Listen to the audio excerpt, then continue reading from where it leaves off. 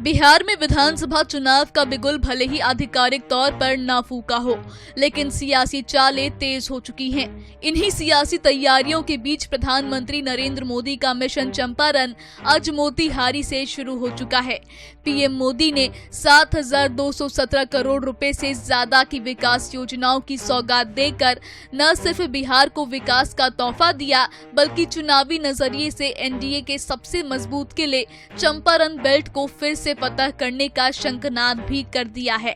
तो क्या मोतीहारी की धरती से बीजेपी एक बार फिर 2025 के चुनावी रण की नींव रख चुकी है? आइए जानते हैं। प्रधानमंत्री नरेंद्र मोदी शुक्रवार को मोतीहारी पहुंचे, जहां उन्होंने आईटी, कनेक्टिविटी, स्टार्टअप, रेल, सड़क और आवास से जुड़ी 7,217 करोड़ रुपए से अधिक की योजनाओं का उद्घाटन और शिलान्यास किया। इतना ही नहीं, पीएम मोदी ने 4 अमृत भारत ट्रेनों को हरी झंडी दिखाकर पूर्वी भारत को रेलवे के आधुनिक युग की ओर बढ़ाया। साथ ही प्रधानमंत्री आवास योजना ग्रामीण के 40,000 लाभार्थियों को 162 करोड़ रुपए की राशि ट्रांसफर की और 12,000 लाभार्थियों को गृह प्रवेश भी कराया। लेकिन असल नजर विकास से आगे बढ़कर वोट पर है। पूर्वी और पश्चिमी चंपारण की 21 विधानसभा सीटों में 17 पर 2020 में एनडीए ने कब्जा जमाया था। बीजेपी अकेले 15 सीटों पर जीती थी और इस बेल्ट को उसका गढ़ माना जाता है। 2025 के चुनाव को ध्यान में रखते हुए पीएम मोदी इस गढ़ को और मजबूत करना चाहते हैं। मोतीहारी, रक्सौल, बेतिया, नरकटियागंज जैसे संवेदनशील और रणनीतिक रूप से अहम इलाकों को साधने की कोशिश हो रही है।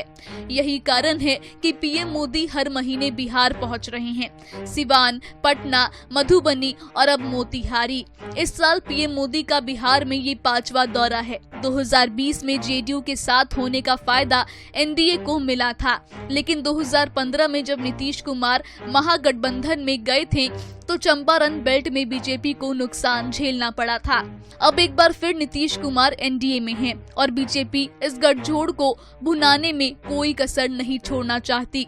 मोदी सरकार अब तक बिहार को करीब 80,000 करोड़ की योजनाएं दे चुकी है, जो बताता है कि केंद्र की नजर इस राज्य पर खास है।